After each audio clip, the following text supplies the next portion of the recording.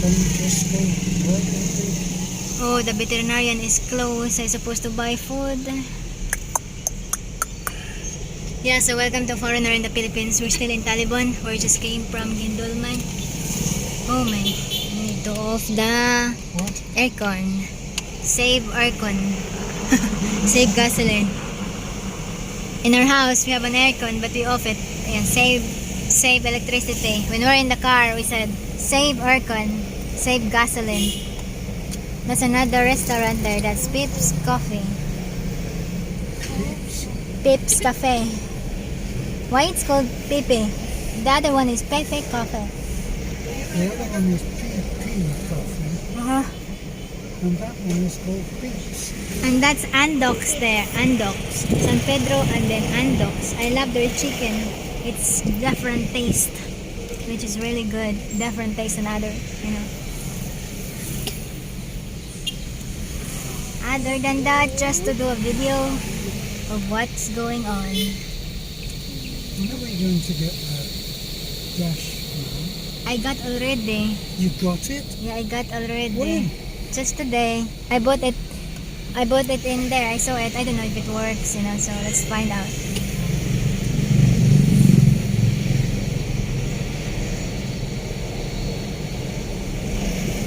Have you checked? I need to take medicine. My head is really painful. Yeah, a little water.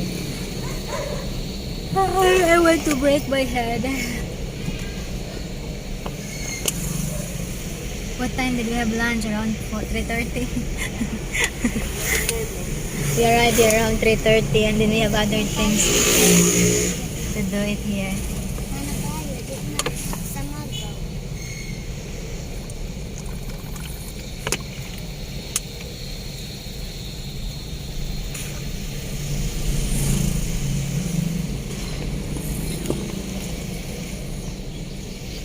Nasod ng kaliya tayo. Asa man sa Mercury Dance? Oh my god, there's a lechon.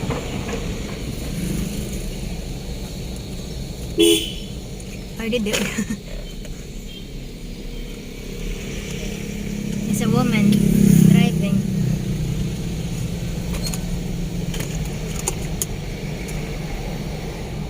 Oh my, oh my. Tapi lang ito. Ay, mas barato ito. Gagawin mo. Ako Yeah, so Lovely asked me about phones. I said to Lovely, when you graduate in grade 6, that's the time we're gonna allow you to have phones, you know. But right now, no phones, because baby and Talik like got phones already, you know. So we said to Lovely, no phones for you. You're still a kid. But when you're graduating high school and elementary, when you're in high school, we allow you to have phone. But for now, no phone, okay? But we got the tablet. I think that's the tablet that Chan S has been given to me. Lovely is the one who used that. And do you know what she's doing the other day? She knocked the door. Remember when you came out and I'm staying home? And then I said, what? She says, connect my tablet to the Wi-Fi. I said, no. She's copying Talik and Bibi and Nanay that connecting the Wi-Fi. I said, no, look, you're still a kid. When you're not a kid anymore, you're free for the phones, you're free for the internet, you know. Yeah, because that's another thing. In the internet, kids can browse, you know, especially if it's not been restricted, you know, some sites. And at the same time, can influence them, you know. So, but Well, still, some of the things that you see that are allowed on Facebook yeah. really surprise me. Yeah, it's especially for those what we call that, those not nice. Yan as those They call it porn. yeah. Siya, hapit na daw kung makasilpon. Hapit na ka maka-cellphone. Ni-graduate na mo grade 6. Kadugay po. Nasa kang grade ha? Mag-grade 4? Mag-grade 5? Tuloy na lang ka tuig. She said to me that you told her that she's almost having a phone. Who said that? Lovely. Na, naewan ka pang Asa man? Ano sa man? I said, Lovely, I never said that. Kung yan nalagay ka maka-cellphone, high school, mag-graduate mo elementary. Kung graduate na ka grade 6, ikahuman na to ikahuman na mo graduation, magpalit ang cellphone nimo. Pero karon, no phones. I told Lovely when she graduate in elementary, grade 6, she will have a phone even after her graduation because that's the time she's already responsible. Like Bibi now, Bibi got a phone because Bibi is responsible. But still, with even Talik and Bibi, I'll check their phones. I'll check their phones, the settings of what sites that they've been opening. So which is one way of also checking to make sure that they didn't see something that should not be seen. And that's called, what they call that, responsible online interneting. Yeah, so here we are. It's almost dark. It's already 6:12. So much for our agreement, to get after dark. Yeah, we tried to came home before dark. We need to be home before dark because you didn't know what's going on in the world. Yeah. So for safety. But supposedly our plan is we went to Gindulman and then after that check away to the side to our house number 67. House number 67, but it happened that Alfred's there.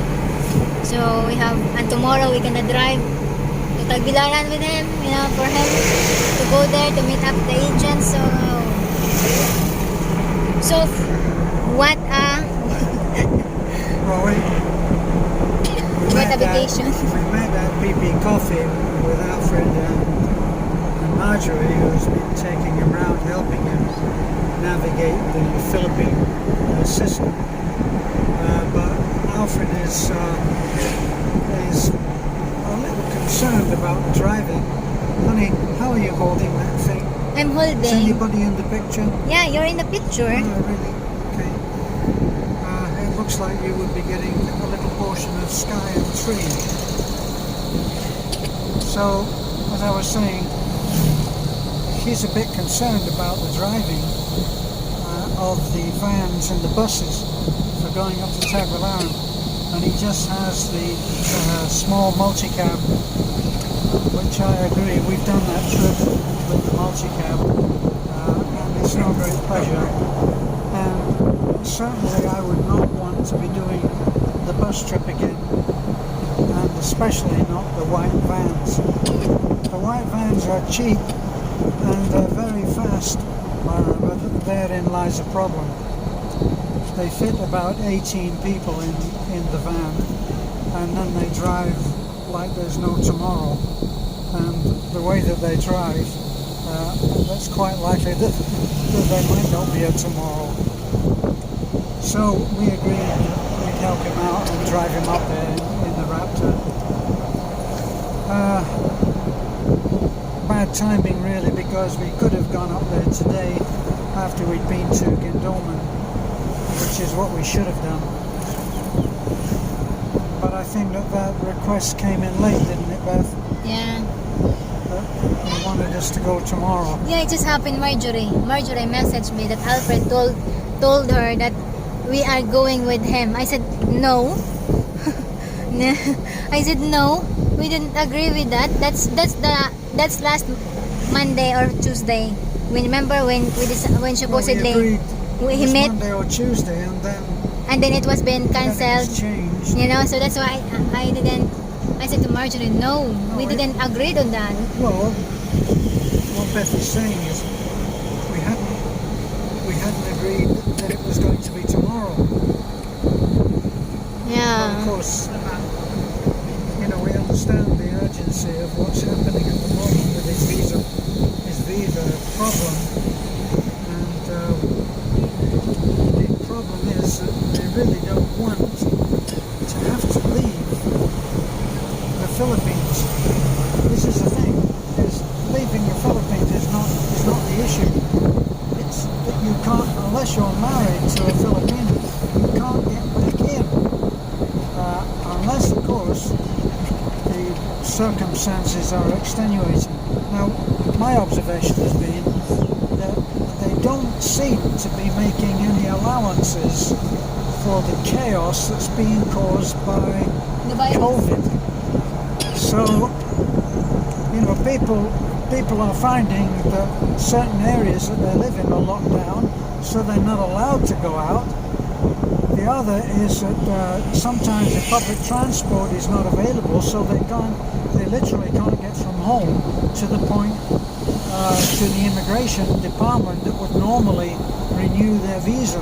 So there must literally be thousands of expats or foreigners, thousands of foreigners who are simply not able, no fault of their own, they haven't been able to go and renew their visa. So I imagine that this is an ongoing problem in the immigration with the way that things are, in order to try to eliminate this any corruption. They don't tend to make judgment calls. So whereas, you know, some person would say, well, I understand we couldn't get here because of the pandemic, so we'll overlook that. No, there's none of that.